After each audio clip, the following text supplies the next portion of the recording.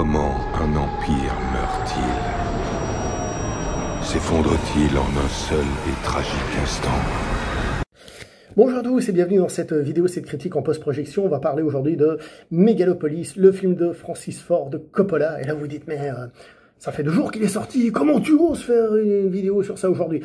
Comme vous le voyez peut-être dans le décor derrière moi, je ne suis pas chez moi et ça tombe bien parce que ici les films sortent le vendredi. Donc en fait, c'est une post-projection du jour de sa sortie. Mais voilà, allez, quelques images et on se retrouve. Est-ce que cette société,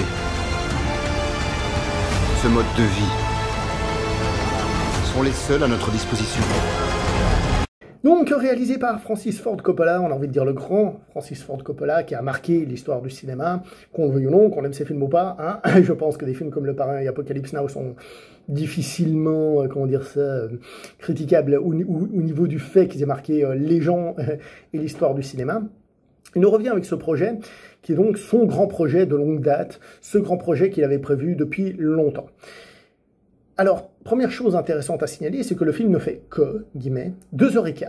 Je dis ça parce que la plupart des réalisateurs, quand ils viennent avec ce genre de projet, généralement, ce sont des films un peu mastodontes, un peu longs, et lui, il arrive à faire quelque chose de 2h15.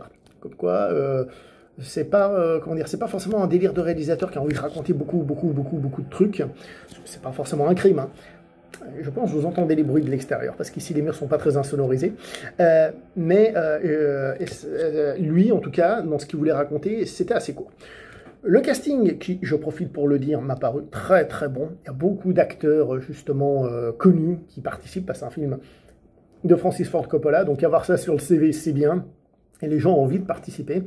Parmi les principaux, on a évidemment Monsieur Adam Driver qui est dans tous les bons coups, j'ai envie de dire, ou en tout cas dans tous les coups intéressants, c'est-à-dire qu'il arrive à travailler avec tous les grands réalisateurs, etc., etc. Après, les films peuvent être plutôt bons ou plutôt mauvais, mais je veux dire, il est souvent sur des bons coups. Et en plus, c'est un acteur qui tourne avec les réalisateurs, qui enfin arrive à sortir les films qu'il voulait. Je pense à Gilliam et l'homme qui tue donc j'allais dire Liberty Valance. Je me perds. Par exemple, bon bref, pour dire tout ça.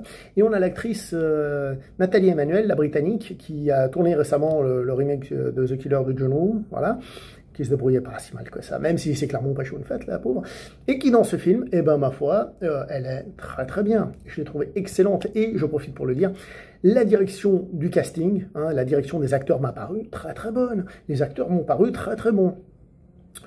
L'image du film est magnifique au niveau de la construction des lumières, etc.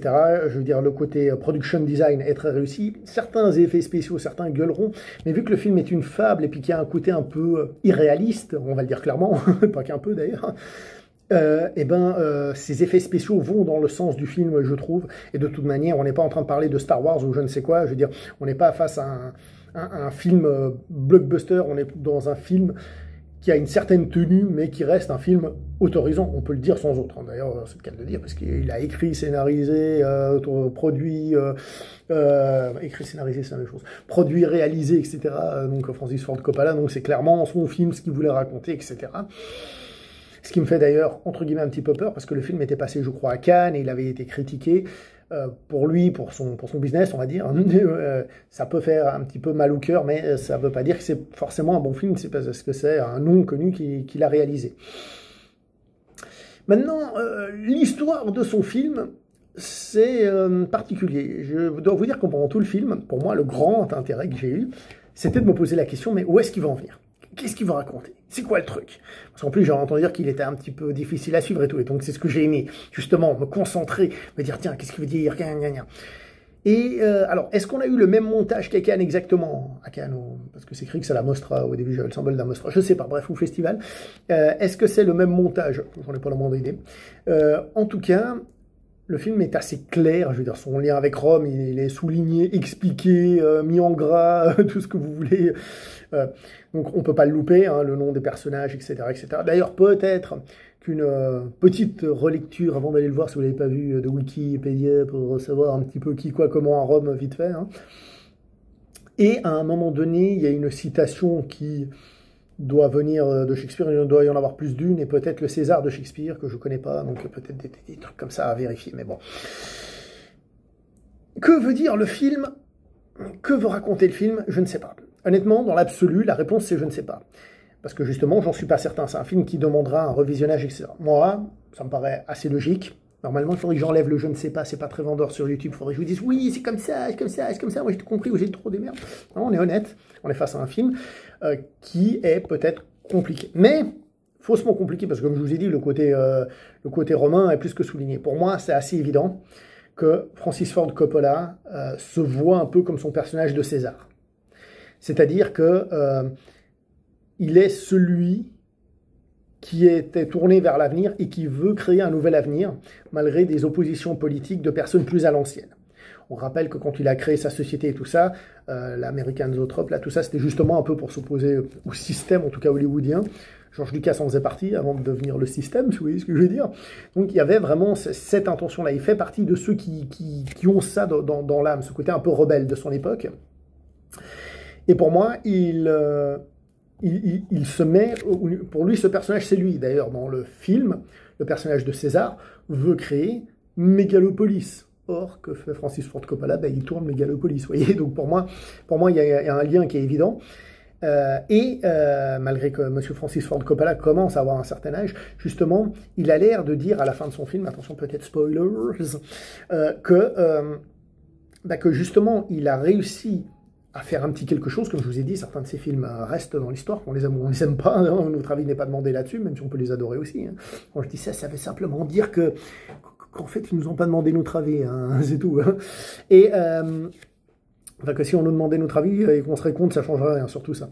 Bref, je disais donc que lui, il a réussi à faire un petit quelque chose, mais que l'avenir appartient aux nouvelles générations. L'avenir appartient aux nouvelles générations. Donc oui, on peut dire ouvertement que c'est un film progressiste.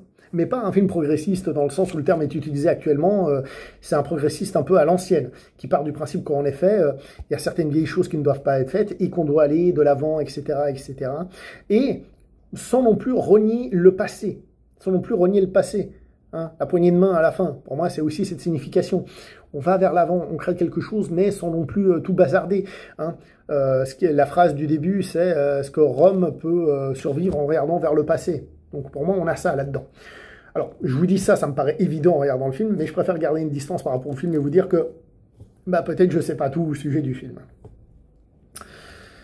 Est-ce que je vous ai déjà dit, parce que je me perds et j'ai dû retourner la vidéo en plus, que d'un point de vue mise en scène globale, il y a des belles images, il y a des trucs un peu hallucinés, c'est un film qui se veut un petit peu hallucinant d'une certaine manière, et qu'on aime ou qu'on n'aime pas au-delà de la production design, et c'est intéressant de comparer à des blockbusters, à Marvel par exemple, hein, pour ne pas les citer, c'est que la mise en scène, elle est quand même faite par un mec qui sait tourner, qui sait faire des plans, qui sait construire un truc, et c'est clairement pas fait au bol.